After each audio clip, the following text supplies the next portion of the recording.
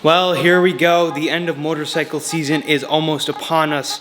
It's currently 50 degrees and it's only gonna get colder here in Wisconsin. That means we gotta winterize some of the motorcycles, put some of them into storage, and put some of them onto display, which is what we're going to be doing in today's video. Now, before we put the bikes on display, one thing we need to do is put this bike into the house for personal display. But in order to properly winterize the bike, we need to fill it up with gas. And that means we get to take it for a ride.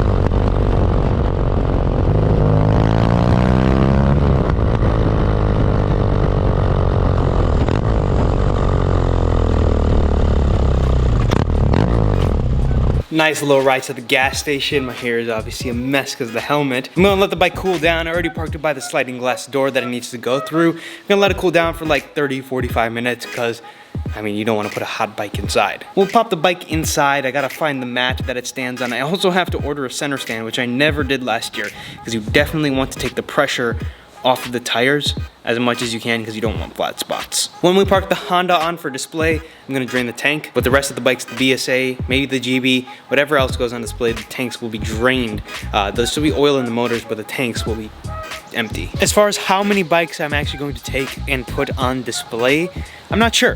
I'm doing 2 for sure. We're going to be doing the Honda CB750. I think it's cool. The bike looks really good and it's basically all sorted. It doesn't really need anything, so it doesn't need to be parked in here because might as well have the bikes that are actually needing work to be parked in here and take the bikes that really don't need anything and put them on display. The 750 is definitely one of those bikes that's basically almost all the way there. And we might put the GB on display or one of the other bikes. Not 100% sure yet, but those 2 are probably for sure going to go on display. With that being said, there's a lot of gas in this tank. It's all the way full, so we're gonna have to drain that when I get there, which is not a big deal. Turn all the fuel on, choke on, come over and start it up.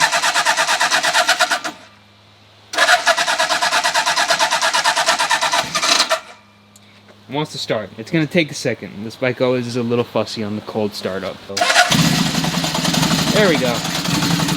We'll let it warm up for just a second. Of course, it's leaking a ton of fuel. Yeah, beautiful. A little bit of fuel on the ground later, it's idling nice.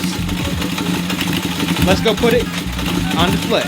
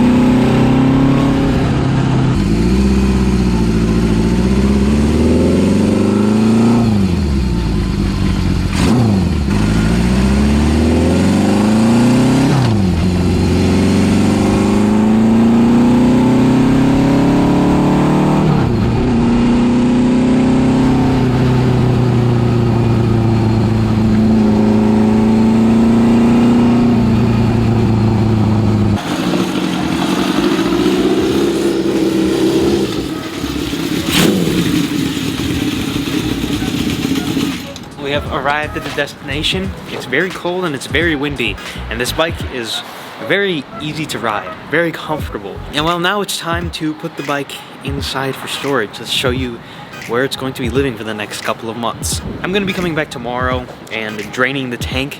It's nearly full on gasoline, even though, I mean, it did leak a significant amount at home, if you do recall. I mean, looking at the tank, you can see that it's all the way full.